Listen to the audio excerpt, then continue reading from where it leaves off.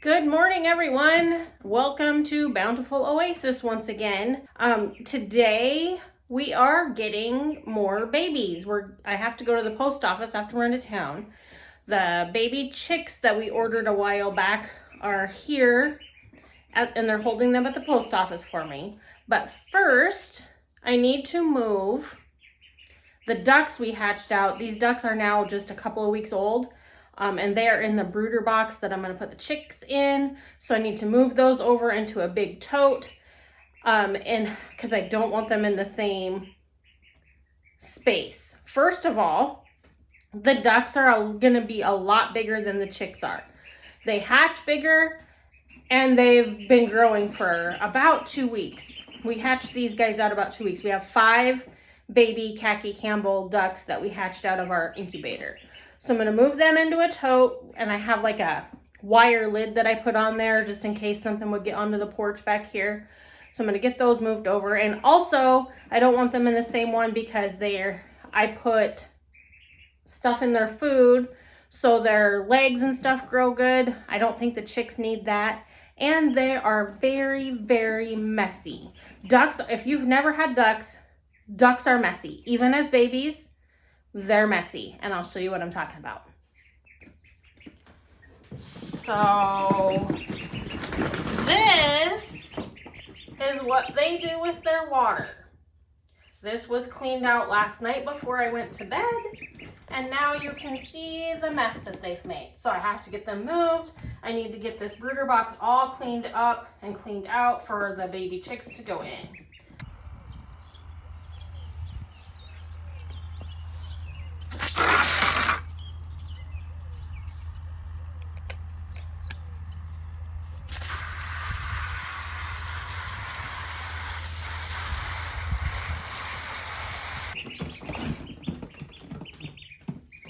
So they're pretty confused because I've moved their water and food out of here.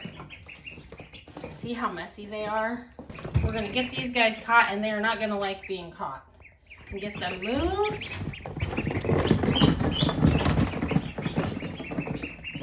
And I don't have any help. This usually goes better with help.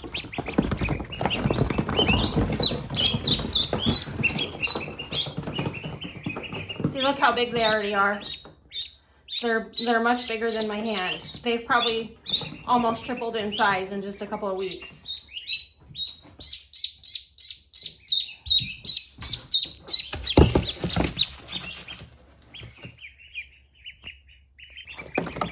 All right, they're all in there. And now that they're all back together, they're much calmer. This type of duck, they like to kind of stay together as a group. And they are a little skittish. They're not necessarily mean, but they don't necessarily like you to pick them up and stuff. But we've had good luck with them. They're good foragers, and they live well free ranging and then going into the coop at night. So we've just kind of stuck to this type of duck. All right, so one thing I'm going to do before I even go get the chicks is get their food and water ready in the brooder box. I always start with some of this electrolyte. A lot of times I get the pack that Murray McMurray sends, but I did not do that this time because I had a couple of these. One of these little packs makes a gallon, and that'll be more than enough because once they're done with the gallon, I'll just start giving them regular water. It's just an electrolyte. They've been on the road since, well, they've been traveling since like Wednesday. And today is Friday. So we're just going to give them their best start, kind of give them a boost and get them all good and healthy. So I put that in one of these little waterers, and then they'll be fine. So I dribbled a little water there, but there we go. So the brooder box is all ready for them. I'm just going to keep this little heat plate in here. It's pretty warm right now, and actually these guys probably won't be inside as long as the chicks I get. Like if I order them in early spring, they stay inside for a long time, but it's very warm here now. The coolest it's getting right now is in the mid 60s at night, and we are getting really warm in the day. So they probably won't need anything more than this heat plate. If it does look like it's getting too cool in here, I do have a heat lamp that I can also set up above the brooder if I need to. So let's see, this is just a chick starter, a poultry starter food. It's a crumble. So the pieces are nice and small. They're going to be able to eat them just fine. And it's I believe it's an 18% chick starter crumble. And then another thing I also do, I put rocks in their water just to hopefully avoid any drowning. I've never had one drown, but I've never not put rocks in their water. So I'm not going to change it now. I'm just going to keep putting rocks in their water. I usually only keep rocks in the water for maybe a week. They grow surprisingly fast, so.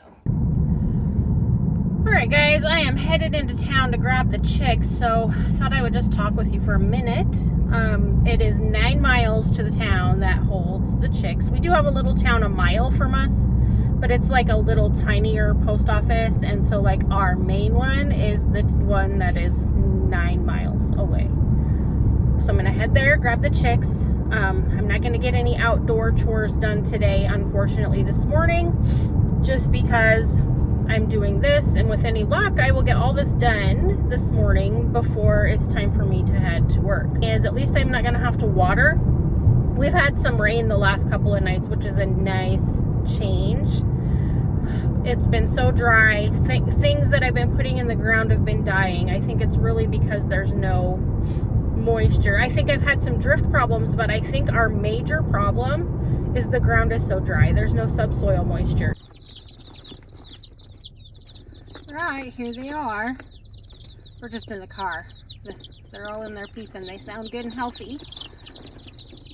They're probably anxious to get out of this box.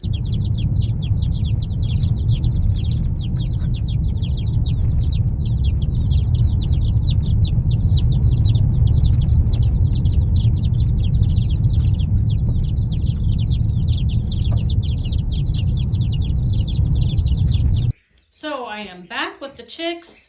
We're gonna get this box open here, peeking at them. There they are. Wait to come out, little fluff balls. So here's what we have. We have 14 pearl white leghorns. And we have 16 Rhode Island Reds, which I've never had Rhode Island Reds before. They lay a brown egg. Oh, and we got an extra Rhode Island Red in there. So, and then a free surprise chick. So, let's look at them here. So, obviously, I'm thinking these guys are the Rhode Island Reds. There's a lot more of them. And then there's this little guy. I'm gonna assume it's probably a guy. This little one with stripes, and then leghorns. The leghorns are supposed to start laying like in 4 months. So we'll see. They lay a white egg. We don't have any white layers, so I have one leghorn out there now that is just starting to lay white eggs. So we're gonna have white eggs, we're gonna have light brown eggs, dark brown eggs, blue eggs. So I'm going to start taking these guys out and putting them in the brood. I will show you how I do that. So I showed you the brooder already. This is just a box. It's a wood box. It has legs on it. Screen top. I can't remember where we got it from. It comes, you have to put it together.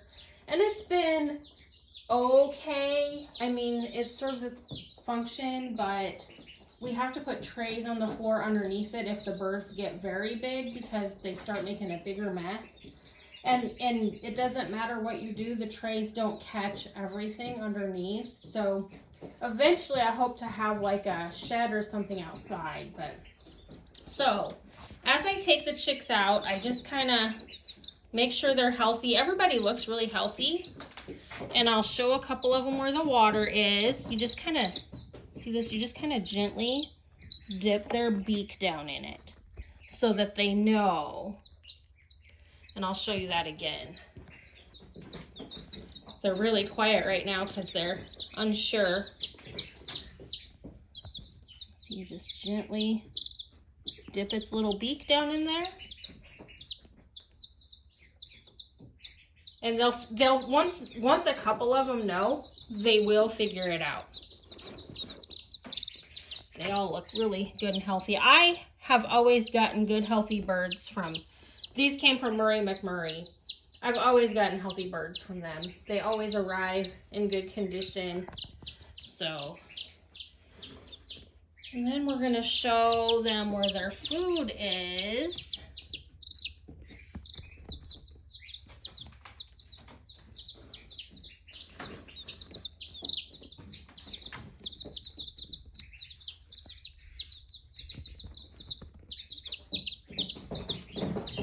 And they will figure out where the heat is too. If they don't, here in a little bit I'll show them. They may not need it, but because I mean it's gonna get about 90 outside today, and this has a south facing window. It gets very warm on this porch, so this is just the south porch on my house.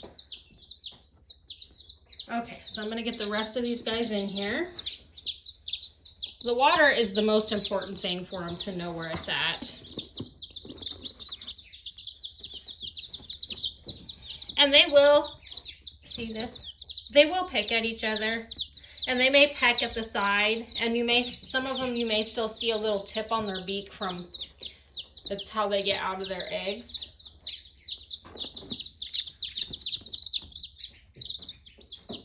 So yeah, we've got 32 new baby chicks here, and as long as they don't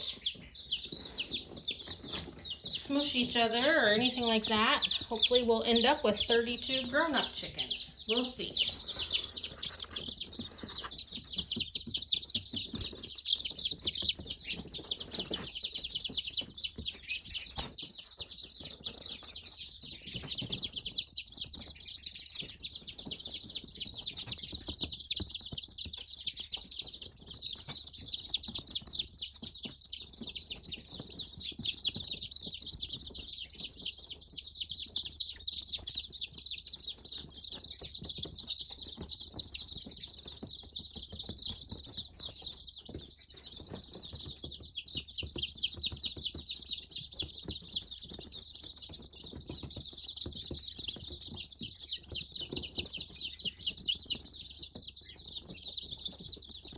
The free chick, I don't know what he is. He's smaller. He feels a little smaller than the other ones.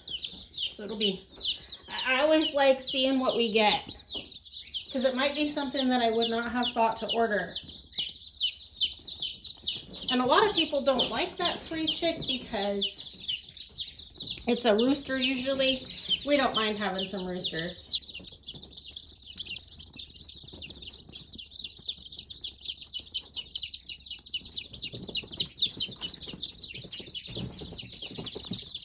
Alright, so they are all in there. Just going to keep an eye on them for just a little bit. Make sure they're eating, and see they're starting to eat already. They figure it out really quickly. And they're drinking.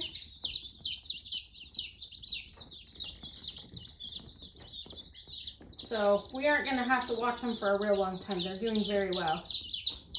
They're already eating and drinking. They're doing a good job.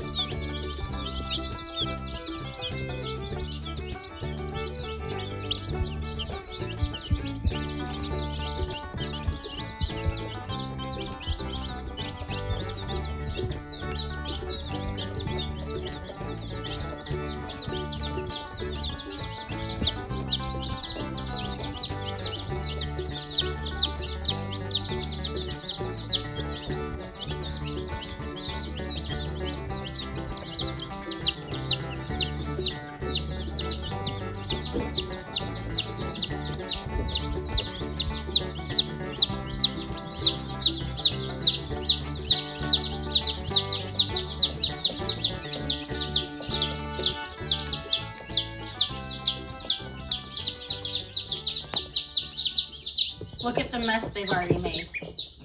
They haven't even been in here an hour. They're just messy little guys. And look at how they bundle up together. So we aren't gonna stress these guys out too much, but I just wanted to show you that they've already made a pretty big mess. These guys, the ducks and the chickens, they probably won't be in here as long as what I normally have them in when I get them in early spring, because it's so much warmer outside. We're going to be able to move them out. I don't know. I call it their teenager section. We're going to be able to move them out. We have a pen outside with a house. So we'll move them outside there in their middle area until they get big enough to go out with the adults and free range with everybody else. And I'll hopefully, as long as everybody stays alive and healthy, I will be able to bring you along and show you how we do that whole process as well.